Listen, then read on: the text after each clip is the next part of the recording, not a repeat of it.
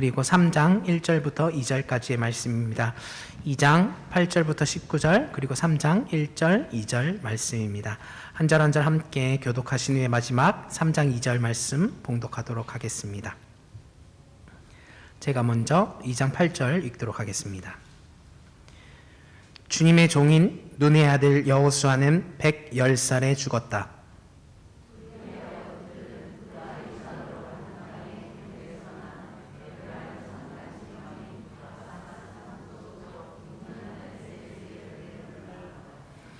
그리고 그 세대 사람들도 모두 죽어 조상들에게로 돌아갔다. 그들이 죽은 뒤에 새로운 세대가 일어났는데 그들은 주님을 알지 못하고 주님께서 이스라엘을 돌보신 일도 알지 못하였다.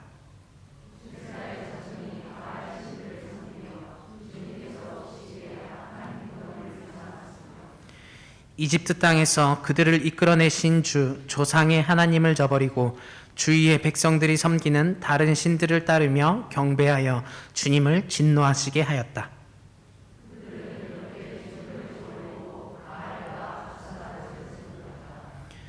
그러므로 주님께서 이스라엘 백성에게 크게 분노하셔서 그들을 약탈자의 손에 넘겨주셨으므로 약탈자들이 그들을 약탈하였다.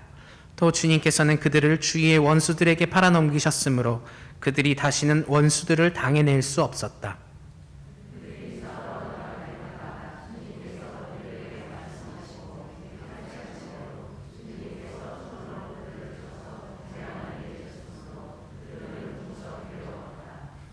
그 뒤에 주님께서는 사사들을 일으키셔서 그들을 약탈자의 손에서 구하여 주셨다.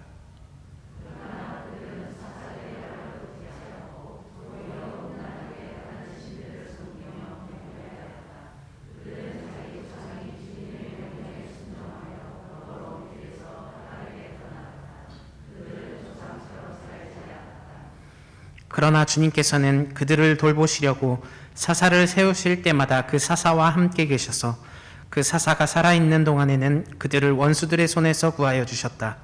주님께서 원수들에게 억눌려 괴로움을 당하는 그들의 신음소리를 들으시고 그들을 불쌍히 여기셨기 때문이다.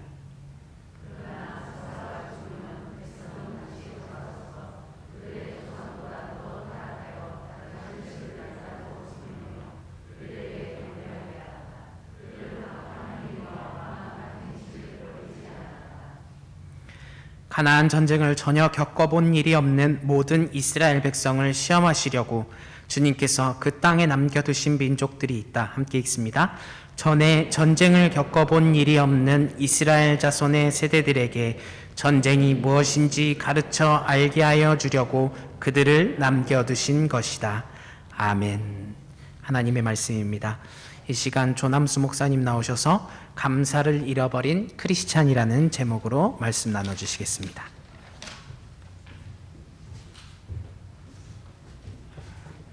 주님의 이름으로 2부 예배에 출석한 여러분들을 축복하고 또 감사합니다.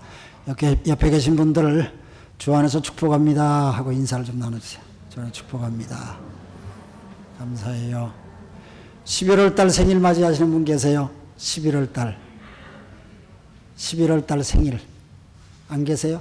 오, 계시네. 좀 일어나세요. 11월 달 생일 맞이하신 분. 네, 우리 현자매도 11월 달 일어나세요. 네. 자, 우리 생일 맞이한 사람 축복하는 우리 찬양합시다. 당신은 사랑받기에 태어난 사람입니다. 네.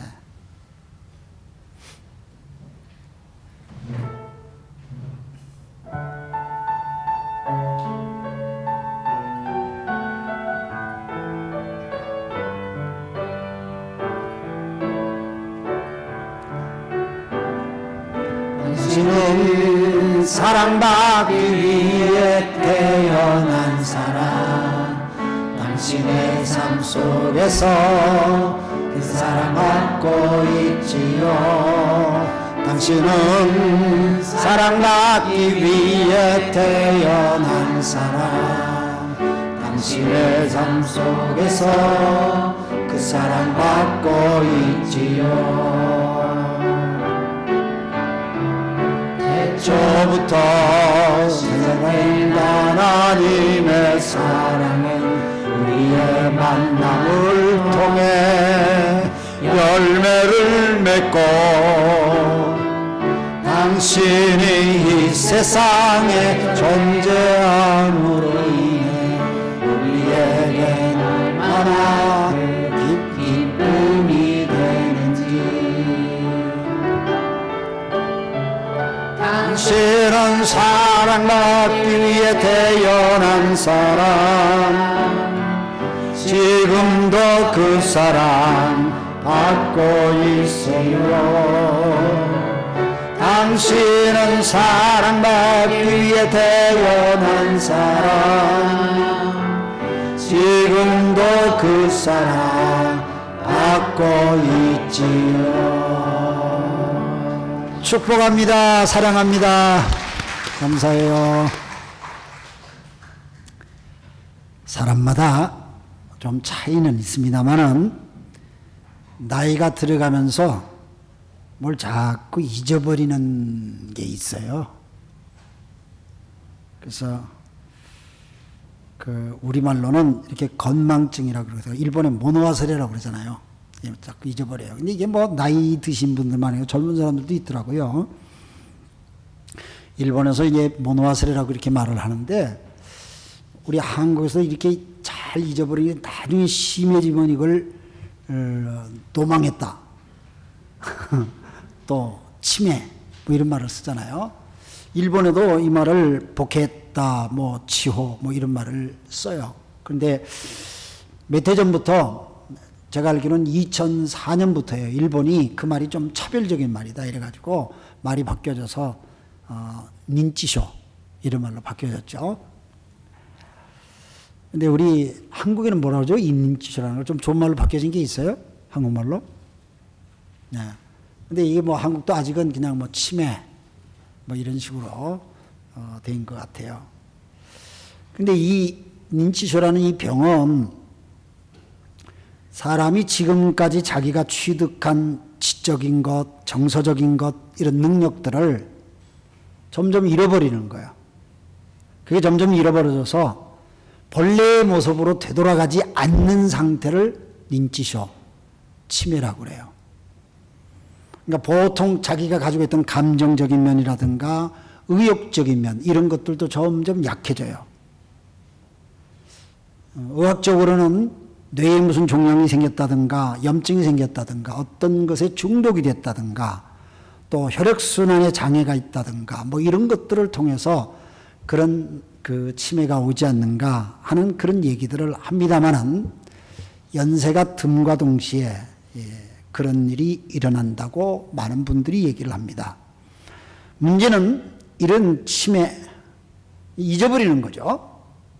아마 본인도 잊어버려진다는 게 인식되어졌을 때 굉장히 참 안타까울 것 같아요. 내가 왜 이럴까?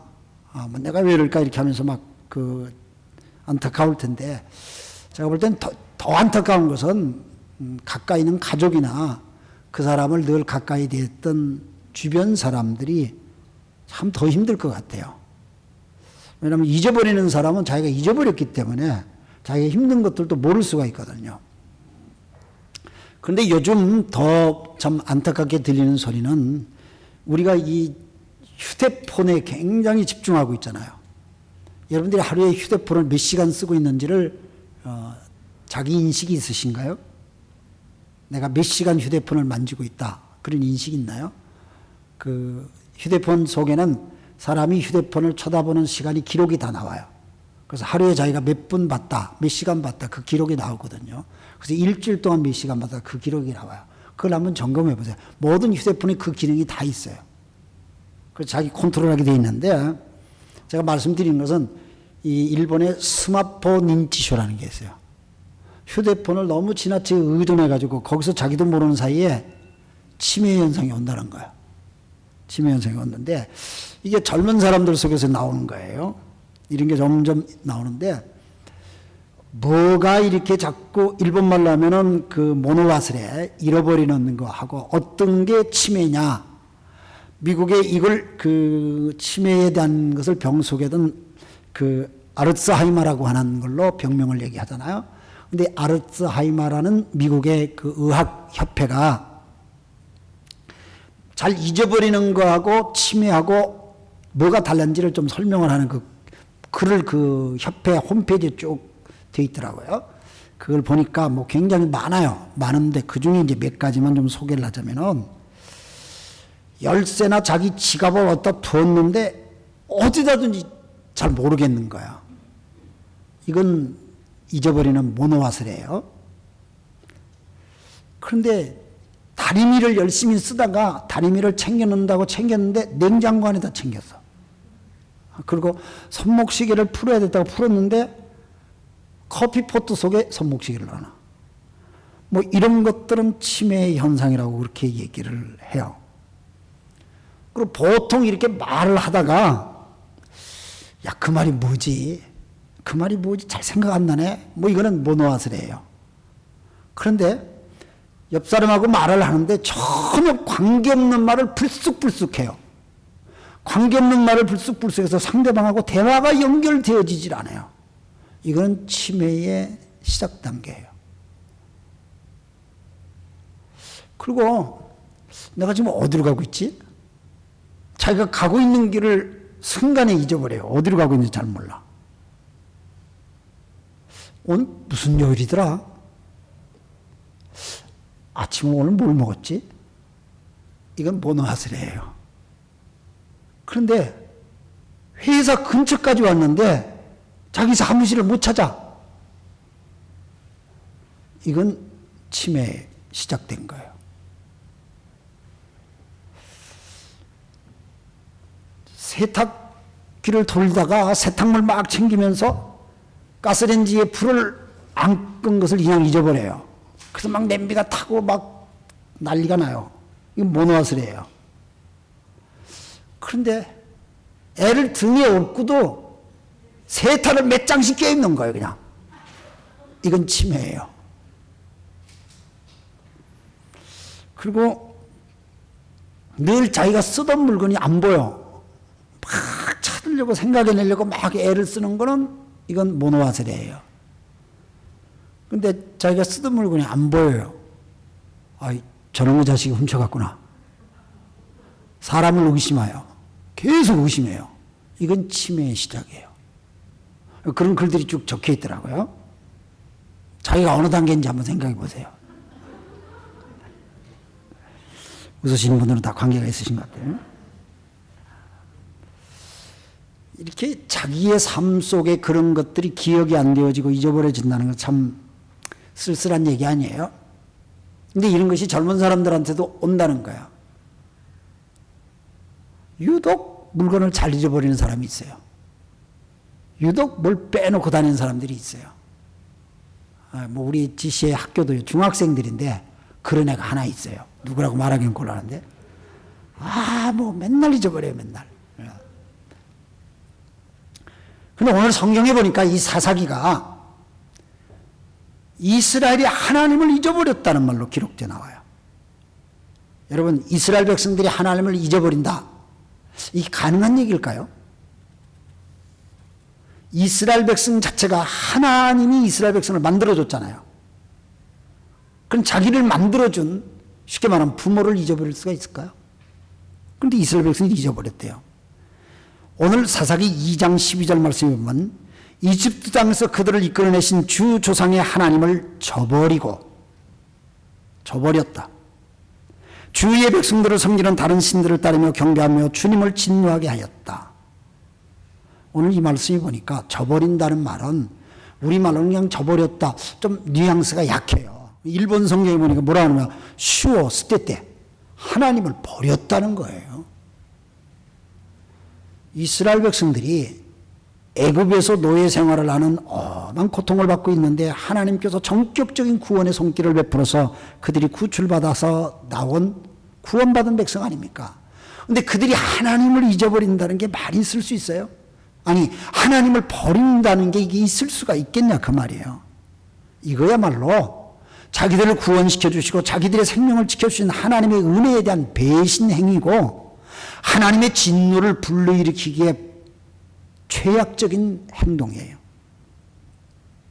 2장 10절 말씀은 기록하기를 그리고 그 세대 사람들도 모두 죽어 조상들에게 돌아갔다. 그러니까 선배들은 다 조상들에게 갔는데 그 그들이 죽은 뒤에 새로운 세대가 일어났는데 그들은 주님을 알지 못하고 주님께서 이스라엘 돌보신 일을 알지 못하였다. 그러니까 그 다음 세대들이 주님을 전혀 알지 못했다는 거야. 그러니까 여호수아를 비롯해서 자기 부모들의 세대가 다 죽어서 세상 떠났더니 그 다음 세대들은 하나님을 알지 못한대요. 저는 이 성경을 읽으면서 참 어떻게 사람이 이럴 수 있을까? 자식들이 크면요 다 지 힘으로 큰 줄 알아요. 안 그래? 지가 똑똑해서 공부하고 지가 뭐 운동하고 열심히 잘 먹고 잘 살아서 이렇게 건강하고 다 지 잘났다고 생각해요. 부모가 희생하고 섬겨줬던 건 다 잊어버려요. 그래서 부모 알기를 아주 우습게 알아버려요. 그냥 이스라엘 백성이 지금 그래요. 하나님을 잊어버려요. 하나님을 모르고 있어요. 성경은 그들이 하나님을 저버렸대요. 하나님을 버려버렸대요. 이게 가능한 얘기예요?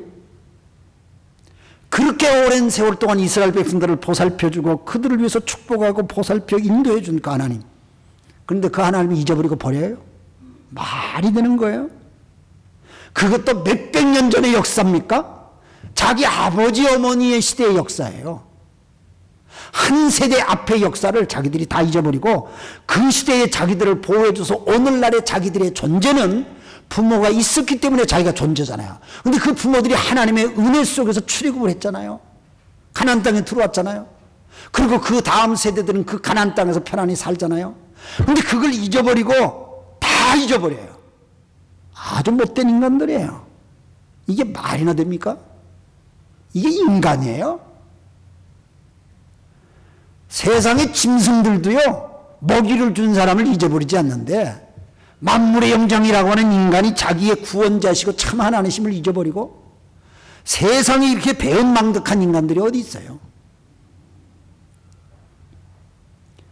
모르긴 해도 그 부모들이 가나안 땅에 들어와서 자식들 앞에 수많은 얘기들을 해왔을 거예요. 어른들은 옛날 얘기를 좋아해요. 그렇죠. 대개 어른들이 옛날 얘기를 하는 건 옛날 고생했다는 얘기들이에요. 그렇지 않아요? 일사후퇴 때 어떻게 했더라. 뭐 여러분 부모 세들이 그런 얘기 했을 거예요. 그렇잖아요? 다 옛날 얘기예요. 그럼 이스라엘 부모들이 그 얘기 안 했겠어요? 이야, 애굽에서 하나님께서 10가지 재앙을 내리는데 재앙을 내릴 때마다 굉장했어. 마지막 재앙 때는 말도 못해. 사람들이 막 팍팍 쓰러져 죽는데 그 마지막 10번째 재앙은 뭐 바로 왕도 손들었어. 그런데 그 와중에 하나님께서 우리 이스라엘 민족은 살려줬단다. 그게 6월절이야. 이거 그때 안 본 사람은 몰라. 이게 다 죽어나가는데 집집마다 장례식을 치는데 우리 집은 그냥 건강인 거 아니야? 이게 얼마나 놀라운 거야? 이야, 홍해가 갈라지는데 바닷물이 벽을 이루고 마치 마른 땅을 걷는 것처럼 우리가 걷는데 너무너무 기가 막힌데 이게 꿈인지 생신지 우리들은 너무 놀래가지고 건너올 동안에 굉장해서 막 뒤에는 애국 군사들이 쫓아오지. 그런데 우리가 딱 건너니까 그 물이 꽉 차면서 애국 군사들이 다 빠져 죽은 거 있지. 이걸 안 본 사람이 어떻게 믿겠어? 내가 봤거든. 내가 그 현장에 있었거든. 내가 그렇게 하나님의 보호를 받아서 너희들이 태어난 거야.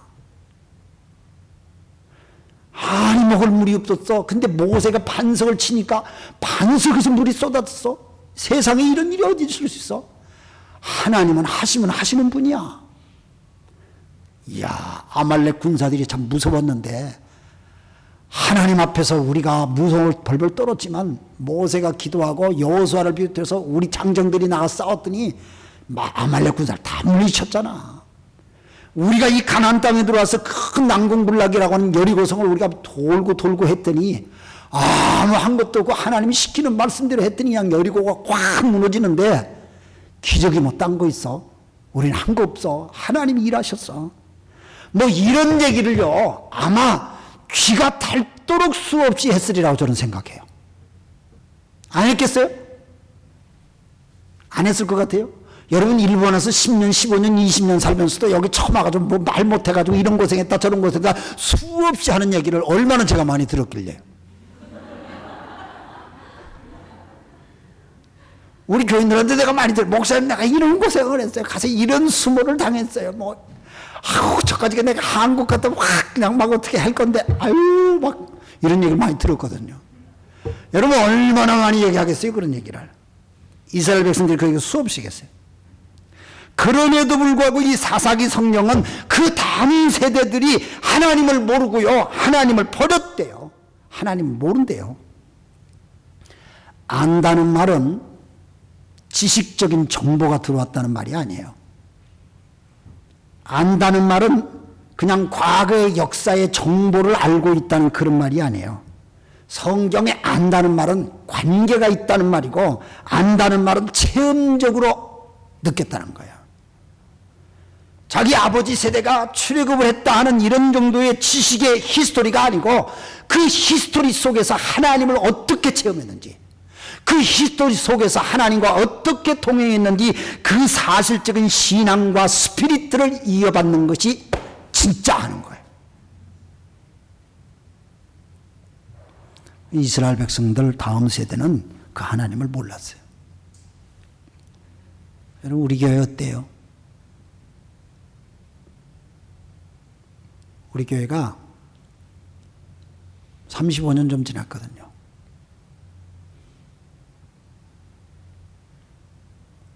그때 개척할 때에 그때 하나님의 은혜, 그때 매 울면서 기도하던 거, 그때 그냥 어떻게 해서라도 한 사람 전도해 보려고 막 한국에서 누가 시집 왔다가 그냥 막 쫓아가가지고 애 업어주고 빨래 해주고 막 데리고 오고. 처음에 교회를 개척할 때 일본 사람이 없었어요. 누가 한국 사람 젊은 사람이 와가지고 뭐 한국 젊은 여자 몇 사람들 붙들고 교회 한다는데 누가 일본 사람이 코방구 낚이고 누가 관심 갖고 오겠어요? 아무도 상대해주지 않아요. 우리가 새들어 사는 건물에 주인 여자가 나보다 더 젊은 사람인데 제가 일본말 못 알아듣는 줄 알고 그냥 반말 찍찍하면서 저한테 막 하더라고요. 너 알아듣니? 알아듣니? 이렇게 해요. 얼마나 무시당했게요. 그런데도 그 영혼을 불쌍히 여기고 전도하려고 그때의 그 열정, 그때의 그 눈물, 그때의 그 스피리트, 그때의 그 하나님의 체험 지금 우리 다음 세들이 알고 있을까?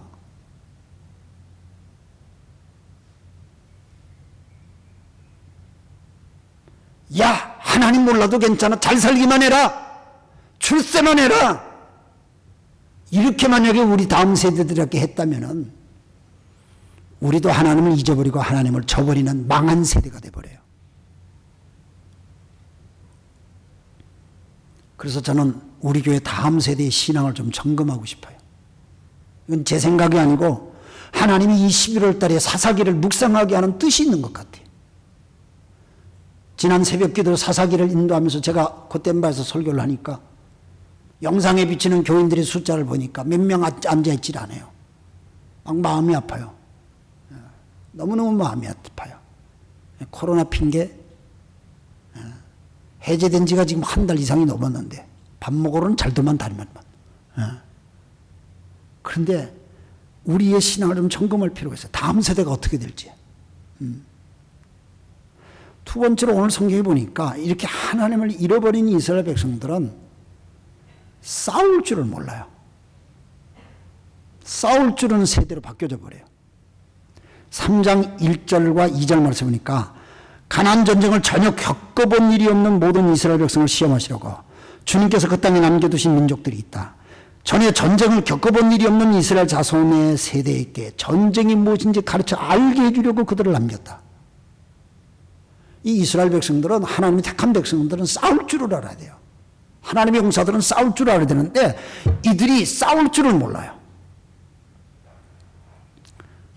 자기들의 부모들의 세대들은 하나님의 말씀에 순종해서 약속의 땅 가나안을 점령하기 위해서 그들은 싸웠어요. 그래서 그 땅에 자식들과 모든 가족들을 정착을 시켰어요. 근데 그 다음 세대는 그 가나안 족속들과 싸우는 걸 몰라요. 싸우는 걸 몰라. 싸우는 걸 모르다 보니까 어떻게 돼요? 야, 싸우는 것보다는 오히려 가나안 부족들과 그냥 사이좋게 지내고 그냥 평화롭게 지내야 되겠다. 그렇게 생각해요. 그래서 그들의 결론이 뭡니까? 3장 6절에 보니까요. 이렇게 적혀 있어요. 그리고 이스라엘 자손은 그 여러 민족의 딸을 데려다가 자기들의 아내로 삼았고 또 자기들의 딸을 그들의 아내로 주었으며 그들의 신을 섬겼다.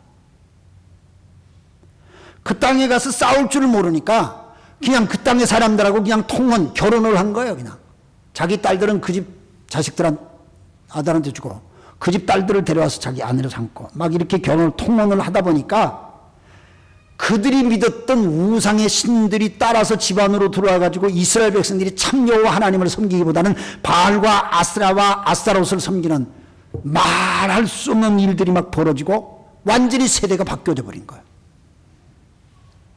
그래서 신약성경 고린도후서 6장 14절 말씀을 보니까 믿지 않는 사람들과 멍에를 함께 매지 마십시오. 믿지 않는 사람들과 함께 멍에를 매지 마십시오. 정의와 불의가 어떻게 짝하며 빛과 어둠이 어떻게 사귈 수 있겠습니까? 그래서 우리 믿는 사람들은 안 믿는 불신자하고 결혼하지 않았으면 좋겠다. 성경의 권면을 그렇게 받는 거예요. 왜냐하면 안 믿는 사람과 결혼을 하면은 복잡한 게 많이 섞여져 버려요. 그래서 우리들을 지키기가 참 어려워지는 거예요. 이건 이미 모세를 통하여 하나님께서는 신명기 7장 3절 말씀에 너희들이 가나안 땅에 들어가도 가나안 족속들과 혼인관계를 인척관계를 절대로 갖지 말아라. 하나님께서 누누이 말씀하셨던 얘기인데 이 말씀을 저들이 지키질 않았어요. 그러니까 하나님의 말씀을 딱 떠나니까 싸우지 못하는 민족이 되는 거예요. 소위 전쟁을 대비하지 못해요. 외부가 공격할 때 지킬 힘이 없어지는 거예요. 평화 얘기하지만 자기 지킬 힘이 없는 사람이 무슨 평화를 지켜요? 자기 지킬 힘이 있는 사람들이 평화가 유지되는 거 아닙니까? 그래서 그들은 이런 일로 인해서 우상숭배가 자연스럽게 들어와요. 오늘부터 우리가 우상숭배하자 이렇게 했던 게 아니에요. 그들과 관계를 맺고 친인척 관계가 되다 보니까 우상숭배가 자연적으로 들어와가지고요. 이들이 우상숭배를 하니까 더 이상 그들 속에 하나님을 믿는 선한 백성이라고 하는 계약의 민족이라고 하는 그걸 말할 수 없게 돼버렸어요. 그래서 사사기 3장 8절에 보니까 하나님께서 진노하세요. 이스라엘 백성에게 크게 하나님께서 분노하셨대요. 하나님을 화나게 만들었어요. 여러분, 우리가 하나님을 화나게 만드는 일이 많아요. 인자하신 하나님이고 사랑이 많으신 하나님이라서 절대로 화를 낸다. 천만의 말씀이요. 우리가 잘못하면 하나님 화를 내십니다. 하나님 화를 내세요.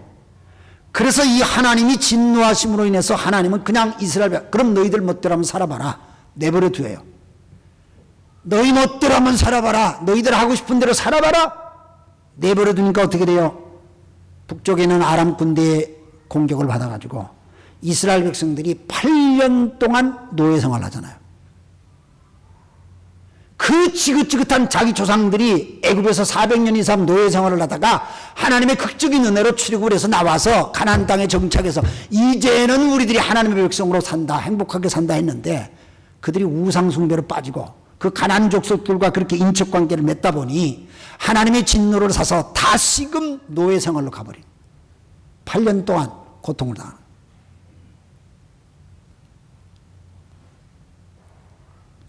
그냥 싸우는 걸 잊어버리면 믿는 하나님의 백성도 이렇게 됩니다. 싸울 줄 모르는 백성은 하나님의 백성이 아닙니다. 신약성경 디모데전서 6장 12절 말씀 보니까 믿음의 선한 싸움을 싸우십시오. 그리고 영생을 취하십시오. 그러니까 믿음의 선한 싸움을 싸우는 것이 우리가 영적 생명을 취하는 길이래요. 하나님께서 영생을 얻게 하시려고 여러분들을 부르셨고 또 여러분들이 많은 증인들 앞에서 훌륭하게 신앙을 고백했던 거 아닙니까? 신앙 고백은 내가 이제 영적인 싸움을 하면서 내가 살겠다고 고백하고 일어섰던 신앙의 자세라 그 말입니다. 그래서 크리스천들이 가져야 될 정체성, 소위 아이덴티티라고 하죠. 크리스천들의 아이덴티티는 이 세상과 어울려서 짝하는 게 아니고 이 세상과 싸울 줄 아는 거예요. 그게 크리스찬이에요. 싸운다 그러니까 막 치고받고 머리 뜯고 이게 아니에요. 싸운다는 것은 영적 싸움을 말하는 거예요. 오늘 사사기는 가나안 족속들과의 싸움을 모른다는 지만 오늘 우리에게 적용되는 말씀은 우리가 싸워야 될 영적 세계와 싸워야 된다 그 말입니다.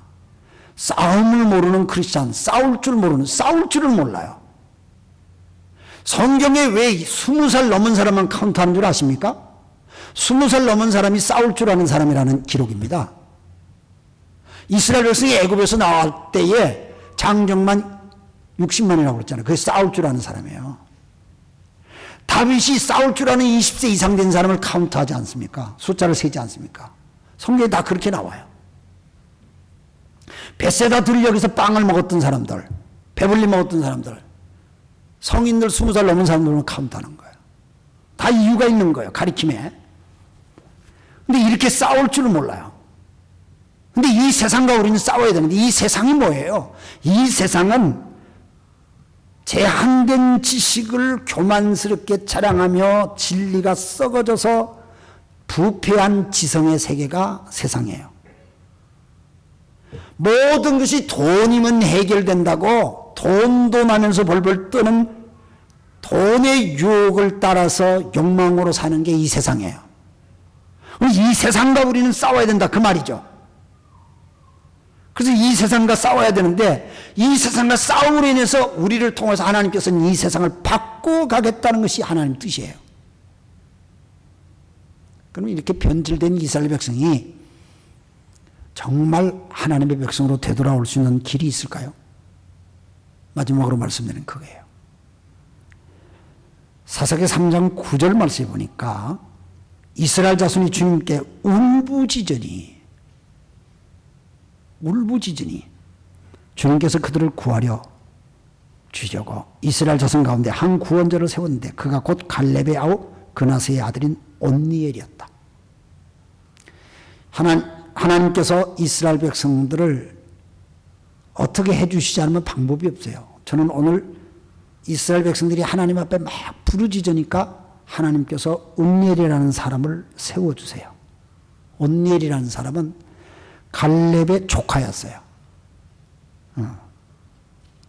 그런데 이 온니엘인 사람이 하나님의 은혜를 입어서 딱 일어서가지고 제일 먼저 얘기하면 우리가 싸우자 이 말을 해요. 성경은 온니엘이라는 사람이 하나님의 영에 붙잡힌 사람, 영의 사람이라고 해요. 그래서 이스라엘 백성들이 문제 해결을 할 때는 하나님이 일을 해주셔야 돼요. 하나님이 일을 해주셔야 저들이 해결이 되더라고요.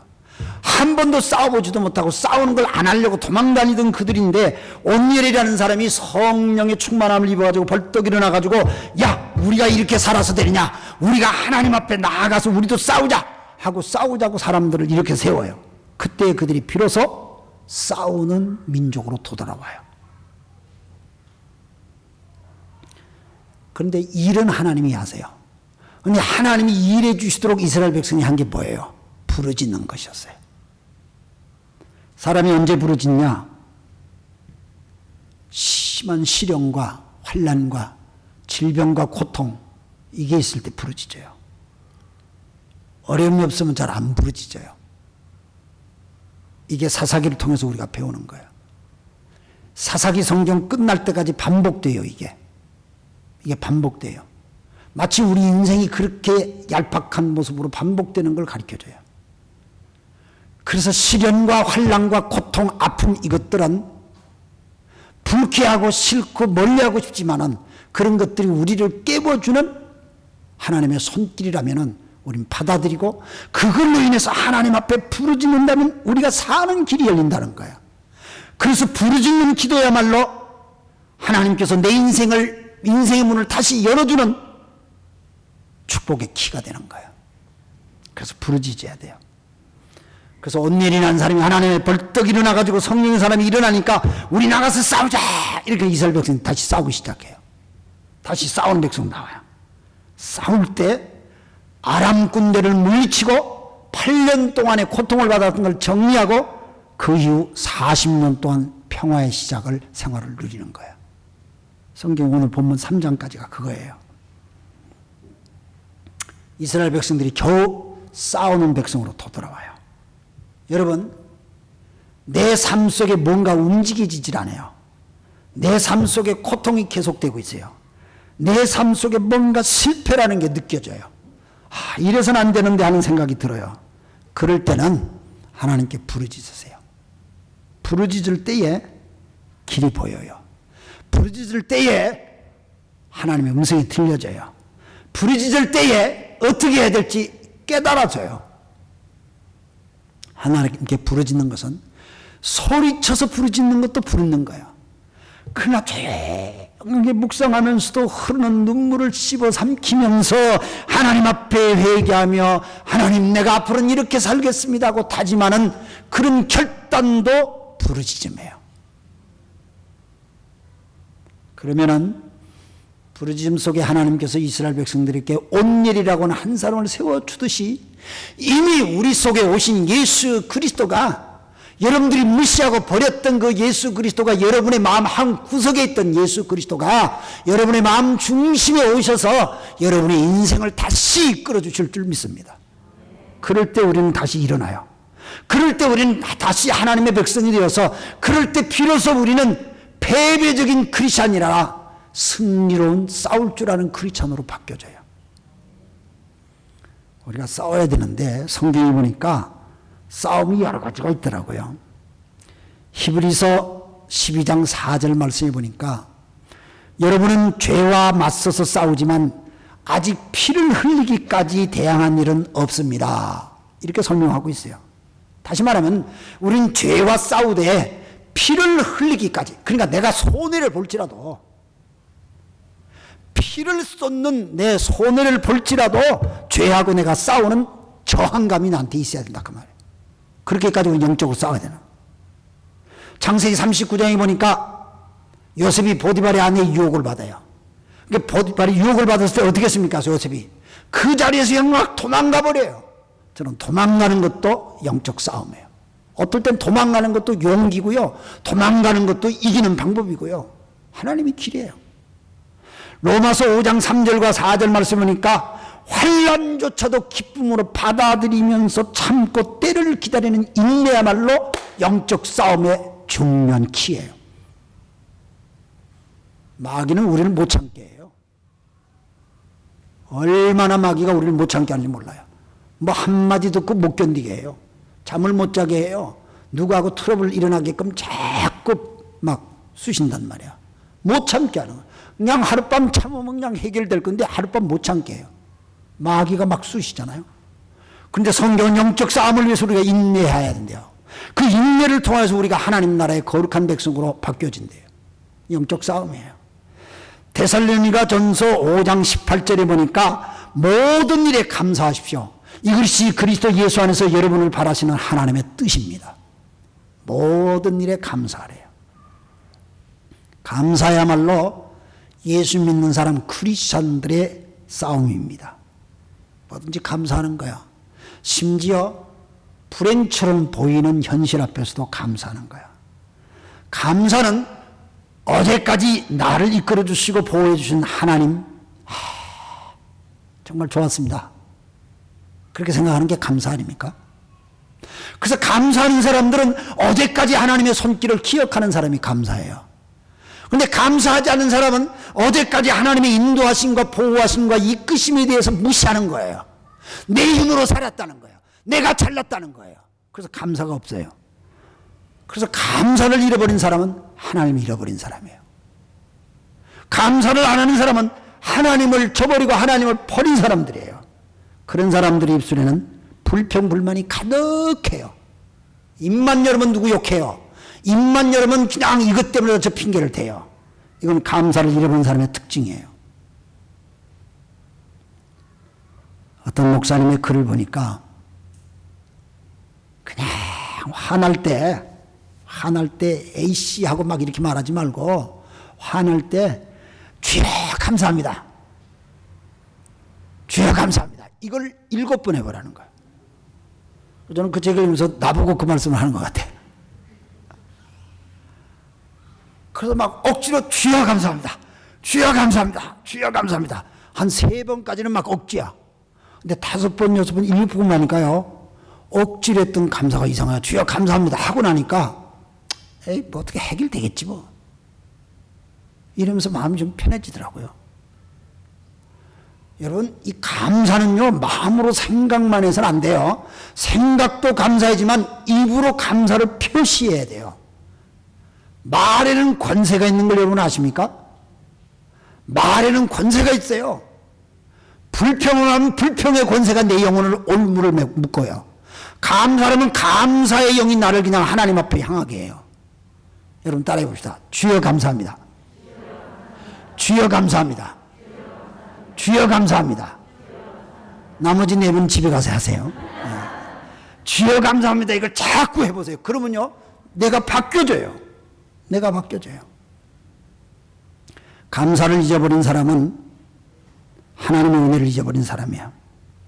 자기도 모르는 사이에 불평 불만에 사로잡혀요. 그래서 비판하고 불평하는 게 입이 닳아져 버려요. 일본말로 그래요. 쿠세라고 그러죠. 쿠세. 그렇게 돼버려요. 영적으로 패배자가 돼요. 근데 감사하는 사람은 어떻게 돼요?